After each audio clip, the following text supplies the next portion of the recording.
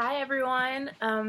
So today I'm going to be talking about one of my favorite places and a place I really think everyone should visit. Really, I think everyone should in their lifetime at some point. But I'm first going to start off with this question. So how many of you think this sounds like a cool day? You start off hiking up a waterfall, then you go see a white squirrel. Yes, a white squirrel. And then you end the day surfing at the beach. Sounds pretty cool, right? So you actually can do all of that in one day if you visit North Carolina.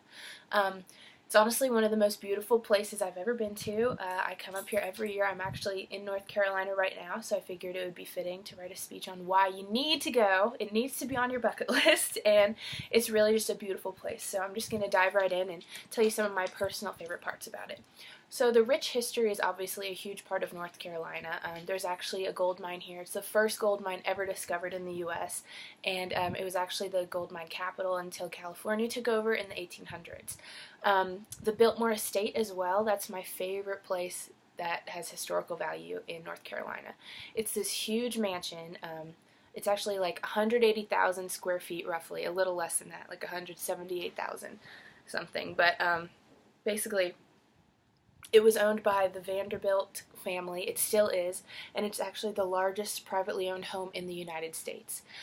It is absolutely stunning. As you can see in the bottom left corner, that's it actually during the holidays, which I would recommend going during the holidays because they do dress it up even more, even though it's beautiful all on its own.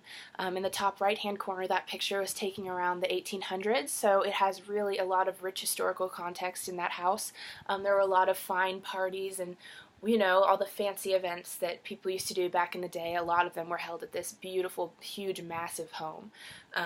A lot of people even think it's haunted, so I don't know if that would scare you off or make you more intrigued, but it kind of intrigued me a little more. I don't know. Moving on, the beautiful beaches that North Carolina have are unparalleled to any others.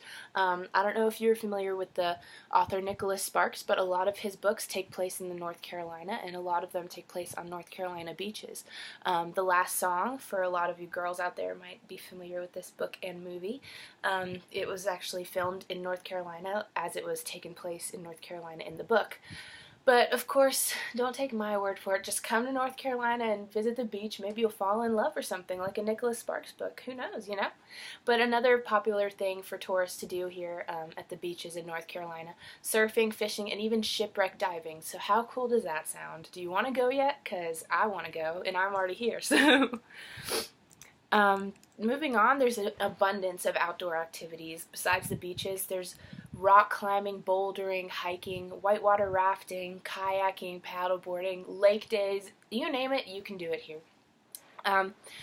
The Rocky Mountains are here, as well as the Blue Ridge Parkway. There's all kinds of beautiful things you can explore.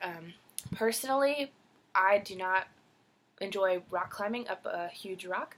Some of my friends, actually, they will go 60 feet without any rope on them. They will just boulder up the rock, and it's insane. I can't even imagine doing it.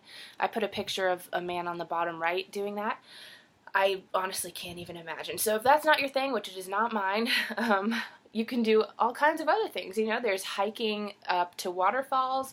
There's horseback riding through the mountainside. There's even this thing called Sliding Rock, which is actually really close to the family cabin that I grew up coming to. So it's actually a huge memory of mine as a child. We always used to go to Sliding Rock, and there are lifeguards there, so if you're worried about bringing your kids and if it's safe, there are lifeguards, and they really put a lot of safety precautions into that, and it's just a great time. But for a Florida girl, that water is cold, okay? It's worth it, though. The goosebumps are worth it because the memories last forever.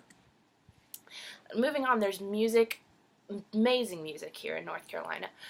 There's actually this thing called the Street Dance. It's in downtown Brevard every Tuesday night, and it's basically like a square dance, line dance thing where the guy's calling out like, swing your partner round and round, and all that fun stuff. And it sounds a little nerve-wracking if you don't really know what you're doing, but all the locals are there to help, and they really just want you to have a great time. So it's not scary at all. Once you get out and do it, it's a great time. And they also do like the hokey pokey and that kind of stuff, so you can definitely do something. But if that doesn't sound like fun to you, there's also the Brevard Music Center. That's more of the classical music type of entertainment, but it's amazing performances by amazing artists, and most of them come from the Brevard School of Music, which is a very highly looked at and sought after school of music. So they really do put on amazing performances, and I would recommend that to everyone, even if you're not a classical music person, because I'm really not, and I still enjoy the show.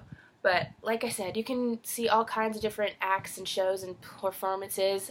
Last week I went to a bluegrass show. This next week I'm going to a Revolution concert, which is a reggae band that I listen to even when I'm in Florida, and they tour all over. So you can go see all kinds of musical acts in North Carolina. The lush wildlife as well makes North Carolina it's one of my favorite parts of coming here. In the top left you can see the salamander.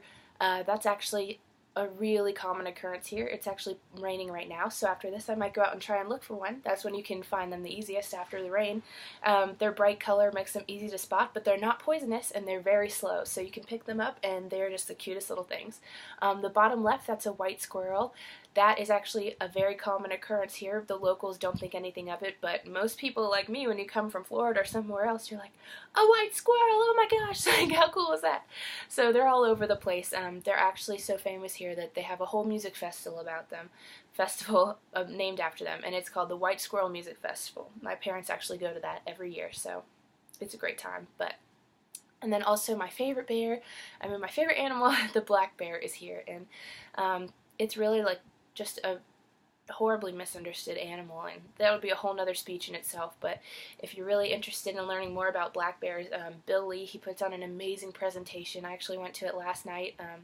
He also has a Facebook page, and he posts stories about the bears. He gets close to them, and he learns about them, and he really interacts with the bears, and it's just really amazing stories that he has, but they're all real, true stories, and they're just beautiful. So I would definitely recommend to go look at that, and if not, come to North Carolina and maybe you'll see one yourself, that would be awesome.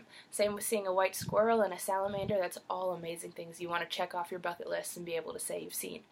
So I hope this presentation has convinced you all to come visit North Carolina. It's really one of the most spectacular places that you can go, no matter how old you are, where you come from.